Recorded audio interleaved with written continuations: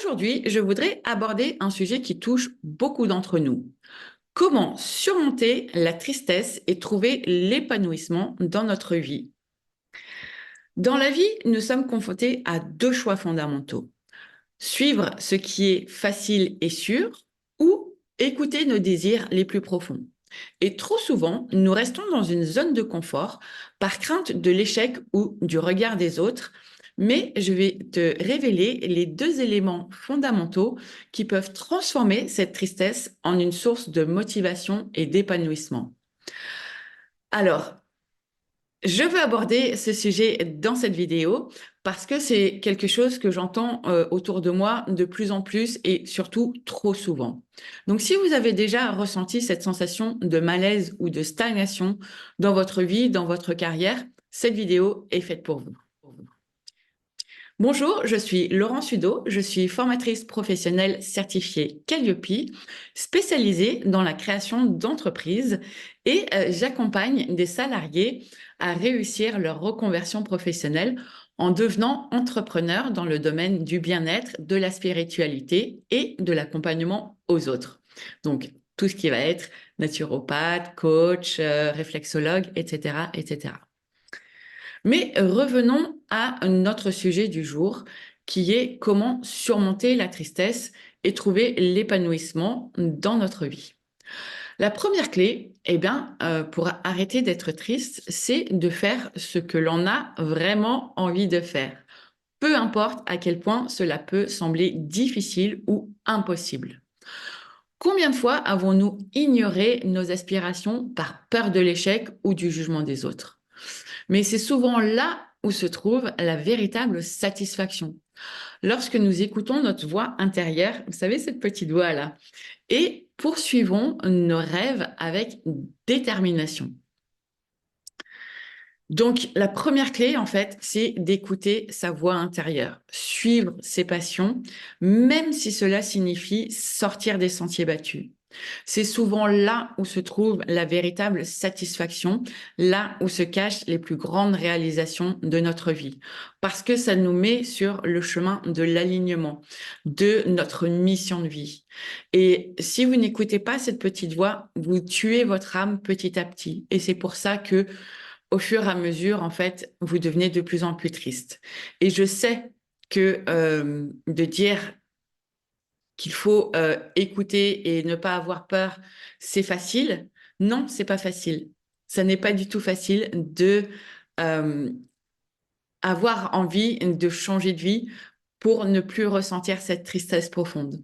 Je le sais parce que je l'ai vécu moi-même et j'ai moi-même pris ce risque et j'ai moi-même fait ce chemin de développement personnel, de connaissance de moi pour justement arriver à dépasser cette tristesse. Donc je connais le chemin et c'est ce que j'enseigne aujourd'hui, c'est ce que je transmets aujourd'hui. Donc écouter sa voix intérieure, suivre ses passions, ça peut sembler vite fait dit comme ça, mais c'est une des clés pour dépasser cette tristesse que vous ressentez et surtout cette euh, profonde, ce profond mal-être qui fait que vous ne vous reconnaissez même plus dans votre vie. Ça n'est pas facile, mais c'est la clé. La deuxième clé pour arrêter d'être triste, c'est de sortir de notre zone de confort et d'oser prendre des risques. Trop souvent, nous nous contentons de ce qui est considéré comme possible ou facile dans notre vie, dans notre carrière, peu importe. Et on se retrouve en fait piégé dans une routine monotone et dépourvue de sens. Mais en osant en fait sortir des sentiers battus, en prenant des décisions qu'on va qualifier de courageuses, mais est-ce que c'est vraiment courageux de suivre sa voie intérieure, de suivre son chemin de vie?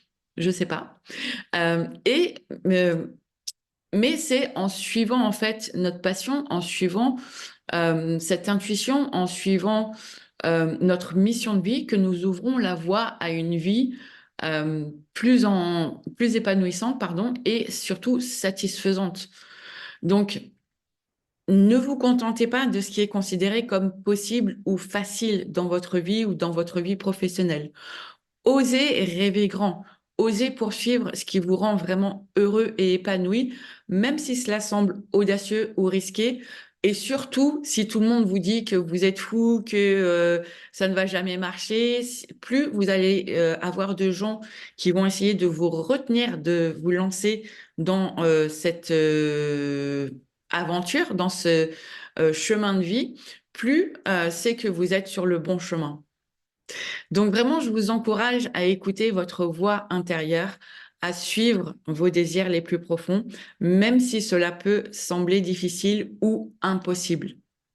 En tout cas, ne laissez pas la tristesse vous retenir dans une vie, surtout professionnelle, votre vie professionnelle qui est ce que je vois le plus en fait dans mon activité, puisque j'aide les gens à leur reconversion professionnelle. Mais vraiment, se tuer la vie, la santé, le bien-être, l'épanouissement par une vie professionnelle qui ne vous satisfait pas pleinement, c'est vraiment dommage, quoi. C'est vraiment quelque chose que vous regretterez le jour où vous aurez 80 ans. Donc vraiment, osez prendre des risques, osez poursuivre vos rêves. Et c'est ainsi, en fait, que vous pourrez véritablement trouver le bonheur et l'épanouissement. Prendre des risques, ça ne veut pas dire se jeter dans le vide sans parachute. Non, ça veut dire oser prendre, euh, oser prendre des décisions qui vous amènent petit à petit sur ce chemin d'épanouissement. Se lancer dans l'entrepreneuriat en claquant la porte, en n'ayant pas d'indemnité et en n'ayant pas du tout pensé à votre un, deux, trois projet professionnel, ça n'est pas prendre un risque, c'est au-delà de ça, en fait. C'est être sur l'impulsivité de sa décision. Euh, Quand je vous dis prendre des risques, c'est faire des choses différentes, c'est vous former, c'est faire des expériences qui vous sortent de votre zone de confort et qui vous poussent à aller étendre en fait votre zone de confort.